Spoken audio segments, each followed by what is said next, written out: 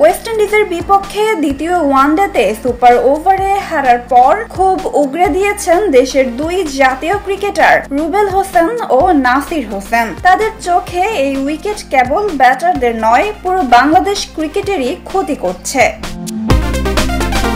সামাজিক যোগাযোগ মাধ্যমে বাংলাদেশের সাবেক পেসার রুবেল হোসেন লেখেন, মনে হচ্ছে মিরপুর উইকেটে যুদ্ধ চলছে, সেফ জোনে ক্রিকেট খেলা বাদ দেন।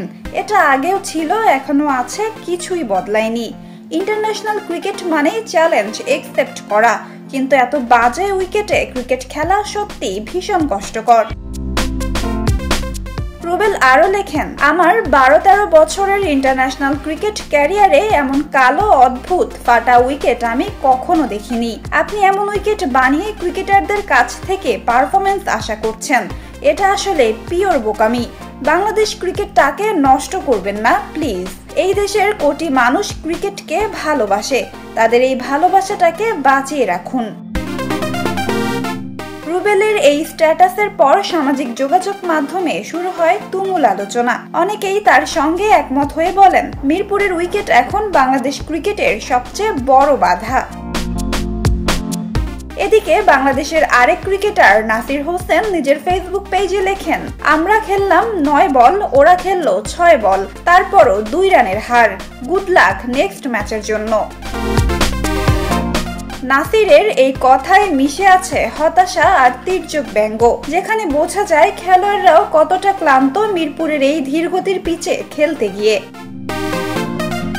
চলমান সিরিজে উইকেট পরিস্থিতি যেন এক পরীক্ষার নামান্তর। প্রথম ওয়ানডেতে বাংলাদেশ 207 রান করেও জেতে 74 রানে। দ্বিতীয় ম্যাচে দুই দলই করে 213 রান করে ম্যাচ গড়ায় সুপার ওভারে, যা বাংলাদেশের ওয়ানডে ইতিহাসে প্রথম।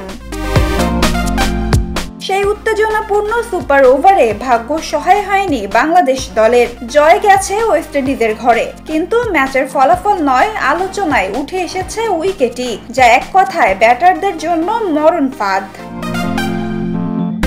দ্বিতীয় ওয়ানডেতে 48 ওভার পর্যন্ত বাংলাদেশের রান ছিল মাত্র 179। শেষ দিকে রিশাদ হোসেনের ক্যামিওতে কোনো মতে 213 রানে পৌঁছায় দল। এমন উইকেটে টেকনিক, আত্মবিশ্বাস সবকিছুই হারাচ্ছেন ব্যাটাররা। বাংলাদেশ দল প্রতিপক্ষকে স্পিন ফাঁদে ফেলতে গিয়ে যেন নিজেরাই বারবার ফেঁসে যাচ্ছেন। মিরপুরের উইকেট নিয়ে রুবেল নাসিরের ক্ষোভ এবার হয়তো আরো বড় প্রশ্ন তুলে দিল, এমন পিচে ক্রিকেটের ভবিষ্যৎ আসলে কেমন হতে পারে। নাজিফা তাসনিম, ক্রিকেট 97।